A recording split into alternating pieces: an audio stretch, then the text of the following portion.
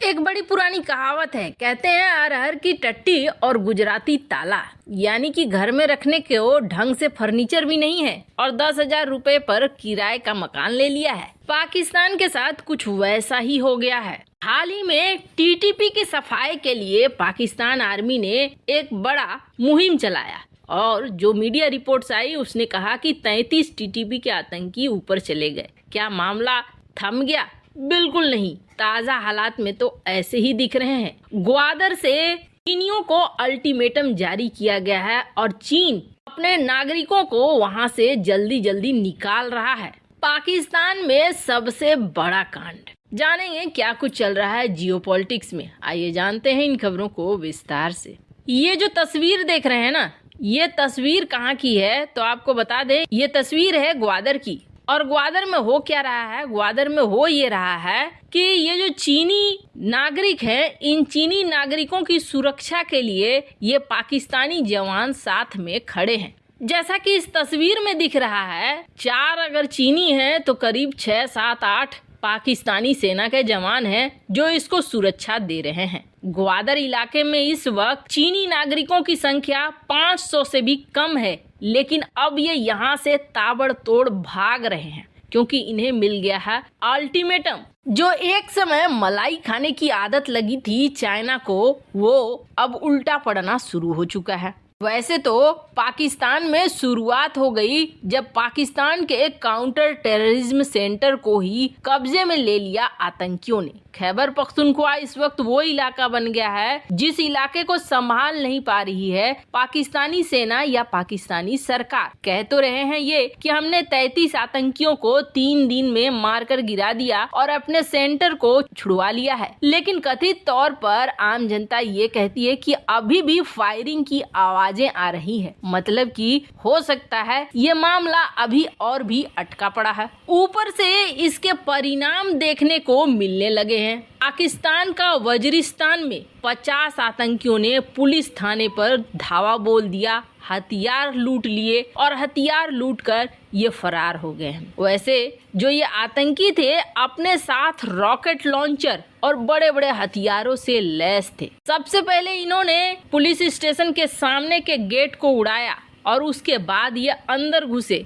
20 पुलिसकर्मी और थाना प्रभारी बाद में इन्होंने सरेंडर कर दिया, इन्हें बंधक बना लिया गया। ये सारा कांड रात में हुआ और कहा जाता है कि स्टेशन में जितने भी हथियार थे वो सारे हथियार लेकर वो वहां से निकल लिए। तो ये स्थिति वजीरिस्तान की है। अभी ये धमाका कम था कि यहाँ पर देख सकते हैं इस्लामाबाद में अब आत्मघाती हमले शुरू हुए और वो भी कहाँ पे? पाकिस्तान की राजधानी इस्लामाबाद में। यहाँ पर जब कार चेकिंग हो रही थी उसी दौरान इस तरीके का हमला हुआ जिसमें कहा जाता है कि 4 पुलिसकर्मी, 2 नागरिक घायल हो गए हैं, 1 पुलिसकर्मी की मौत हो गई है। ये सारे आंकड़े आधिकारिक आंकड़े हैं। कहा तो जा रहा है कि ये आंकड़े और भी ज्यादा बढ़ेंगे। अगर सच्चाई बताया जाए तो एक हमले के बाद से ये हमलों का सिलसिला पाकिस्तान के अंदर जारी है और अब चीन ने अपने लोगों को निकलने से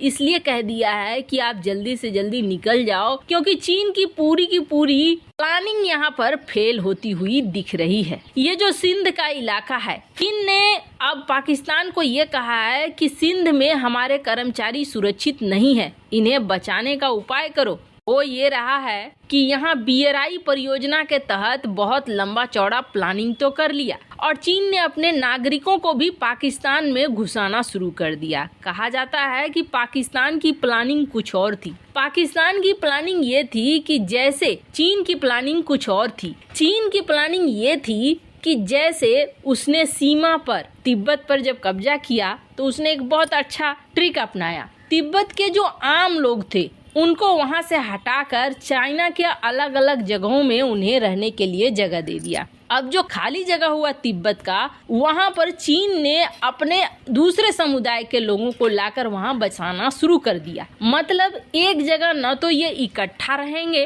और न ही ये एक हो पाएंगे। इसी तरह की पॉलिसी चीन ने अपनाई कि तिब्बत कभी इकट्ठा होकर लड़ने के लिए सामने नहीं आ पाएगा। तिब्बत के निवासियों को ही तितर बितर कर दो और उनकी जगह अपने निवासियों को भर दो। चाइना ने ऐसी ही पॉलिसी पाकिस्तान के लिए भी अपनाई थी। जब सीपेक शुरू हुआ था तब ये पाकिस्तान कहते थे पाकिस्तान चाइना आयरन बिरादर हैं, आज भी कहते हैं। अब हुआ ये कि चाइना ने धीरे धीरे यहाँ अपने लोगों को भेजना शुरू कर दिया और चाइनीज लोगों की संख्या पाकिस्तान के अंदर बहुत ज्यादा हो गई। कहा यह जाने लगा कि कुछ सालों के अंदर में 50 लाख से ज्यादा चीनी नागरिक हो जाएंगे पाकिस्तान के अंदर। यानी चाइना का प्लान ये था कि एक उपनिवेश की तरह पाकिस्तान का इस्तेमाल करना है और यहाँ पर अपने लोगों की संख्या बढ़ाते चले जाना है। एक समय ऐसा आएगा कि पाकिस्तान में चाइनीज लोग ज्यादा दिखेंगे। प्लानिंग बहुत अच्छी थी, लेकिन चाइना ये भूल गया कि ये लोग यकीन के लायक नहीं है, ठीक उसके ही जैसे हैं। इसलिए अब उसका असर दिखने लगा। जैसे जैसे आतंकी गुट एक होने लगे, वैसे वैसे चाइना को अपने चीनी लोगों को बचाना मुश्किल होने लगा। अब इनमें से कई गुट ऐसे हैं जो चीनी लोगों से धन की मांग कर रहे हैं। जो ठेकेदार हैं उन्हें गंभीर परिणाम भुगतने की धमकी दे रहे हैं। अब उनको फुल प्रूफ सुरक्षा देने की मांग कर रहा है चीन कि मेरे लोग वहाँ काम कैसे करेंगे, तुम हमें सुरक्षा दो। पाकिस्तान सुरक्षा देने की कोशिश कर रहा है, लेकिन कितने देर तक दे पाएगा। सबसे पहले तो चीनी मजदूरों के लिए पाकिस्तान ने बुलेट प्रूफ वाहनों का उपयोग करना शुरू कर दिया है, पर इससे भी बात नहीं बन रही है। अब सबसे बड़ा कांड ये हो गया है कि पाकिस्तान में जो दो गुट थे, एक बलूचिस्तान का गुट था और एक गुट था जो टीटीपी का था, इन दोनों ने विलय कर लिया है। अब विलय करने का मतलब हो गया है कि दोनों गुट एक हो गए हैं और जैसे ही दोनों गुट एक हो गए हैं मतलब पाकिस्तान की टेंशन अब कम होने वाली नहीं है। पाकिस्तान में हिंसा और बढ़ेगा क्योंकि बलूच विद्रोही गुट और टीटीपी में विलय हो गया है। और ठीक इसके बाद पाकिस्तान में चीनी नागरिकों की मुसीबत बढ़ गई है क्योंकि ग्वादर के लोगों ने अल्टीमेटम दे दिया है। वैसे तो ग्वादर में 500 से भी कम चाइना के लोग बचे हुए हैं जिनको सुरक्षा दे रही है पाकिस्तानी सेना, लेकिन अब ग्वादर के लोगों ने ये कहना शुरू कर दिया है कि हमारा अब यहाँ पर आपको रखने का बिल्कुल भी मन नहीं है, आप यहाँ से चुपचाप निकल जाओ अगर सही सलामत रहना चाहते हो तो।